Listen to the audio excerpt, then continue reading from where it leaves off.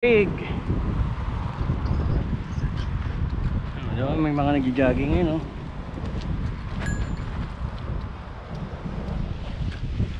Ubusin na natin para tumingin. Baka masagasaan natin eh.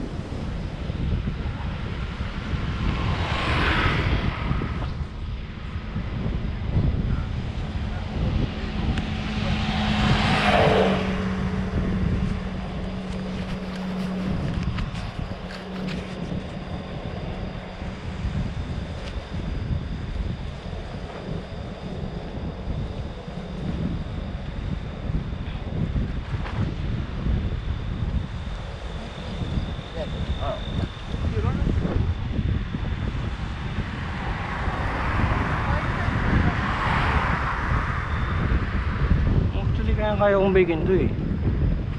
Oh, makasulubong natin mga Palestine mamaya. Pasok ko bukas ay alas 7 ng umaga. Pupuyat na naman tayo pero okay lang, masaya naman tayo. Makita natin ang break. Ibibigay natin yung kanyang groceries.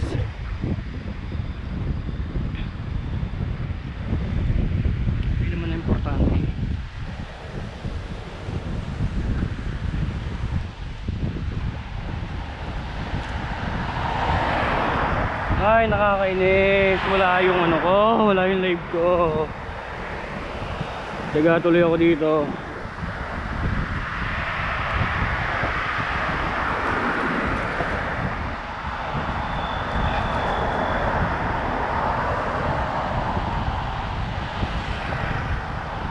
Tignan na yung GoPro ko yun eh.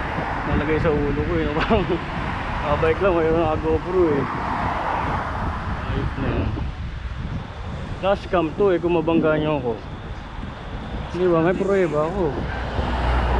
Ganyan, lubak-lubak ko. Eh paano kung di ko nakita yan?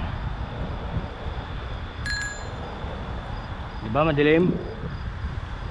Utang na, di tayo pwede mabig. Mayroon pa. Ito yung madilim na side.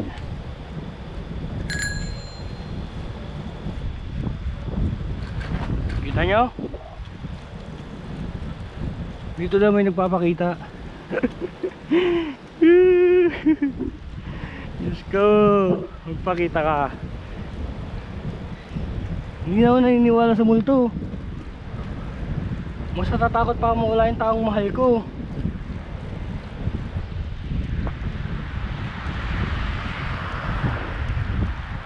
Ang daming hotel dito guys. Kaso depende, swertihan lang talaga.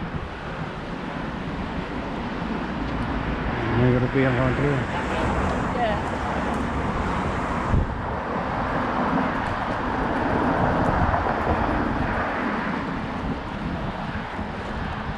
Pag minalas-malas ka, ang hotel mo, wala, aabusuhin ka. Yan naman talaga, walang perfectong employee. Minsan kailangan mag-test bago ka mapunta sa maganda. That's life, that's the reality. Okay, anong oras na? 9:16.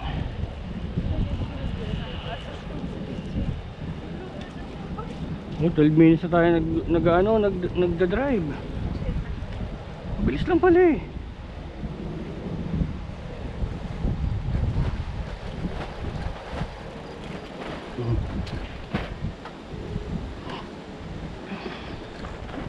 Guys, ito maganda rin tong hotel na to. Ramira ata to. Ay, hindi Ramira.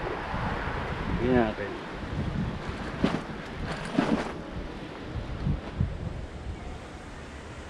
Kipriotics Village eh, no? Kita nyo? Dami din Pinoy dyan. Hindi ko lang sure kung maganda rin sa sahod. Pero sabi sa amin kasi medyo okay, medyo hindi kumpara sa iba. Tsaka blessed pa rin ako kasi napunta ako sa maayos na schedule. Yun nga lang, isa lang ang day off ko. May mga inexperience sa ganyan ako nagpa part time oh. Kaso dun sa kabila ito, hiniram ko nga itong bike dun eh. Tsaga lang, buti mabait yung ano, yung amo ko. Nahihingal na ako ah. Buti mabait yung amo ko. Akalain mo, napapaligiran pa rin ako ng mabubuting tao. Kahit pa paano. Diba? Ganito kadilim dito itong mga side na to, pero wala namang criminals dito. Mukha lang, tayo nga lang pinagamukhang criminals eh. Sensya na kayo, hinihingal na talaga ako. First time ko mag-bike ng ganito kalayo.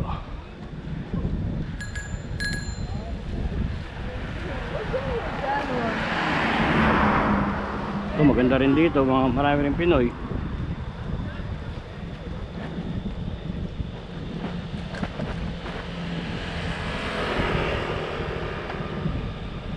Oh shit. Ito mga taxi na to, dito pa nakatambay.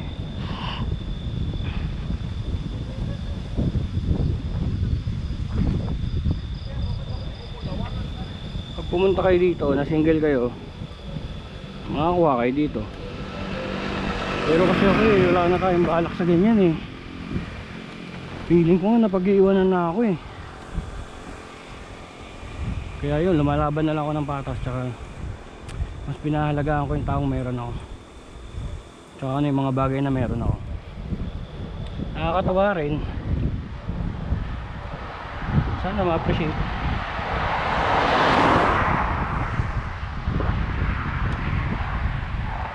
Hindi naman natin hinihiling yung mga ganung bagay pa. Pero siguro naman nakikita nyo rin.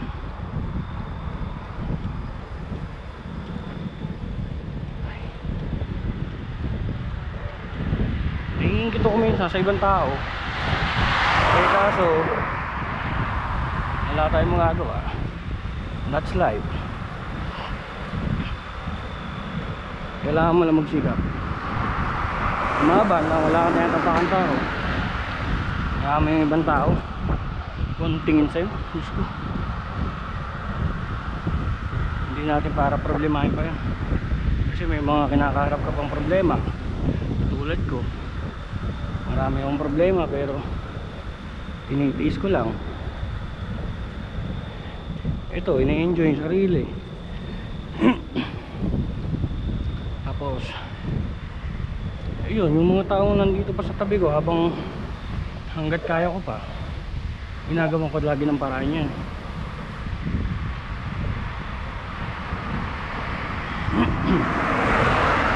Ito yung nakakatakot na side, kasi baka di ka makita ng ng kotse. Guys, pasensya na kayo at ako'y hingal na. Pinapayar mo ko ng motor eh. Wala, medyo mga kapal moks tayo, magkakinuha pa natin. Minsan pwede rin tayo mahirapan. Hindi lagi madali. Pag madali mo nakuha, parang ganun lang yan. Pag madali mo nakuha, madali din mo mawala yan. Kaya minsan mas masarap yung pinagpaguran mo. Diba, kahit pagod na pagod ka, go lang, laban lang. Lapit na tayo.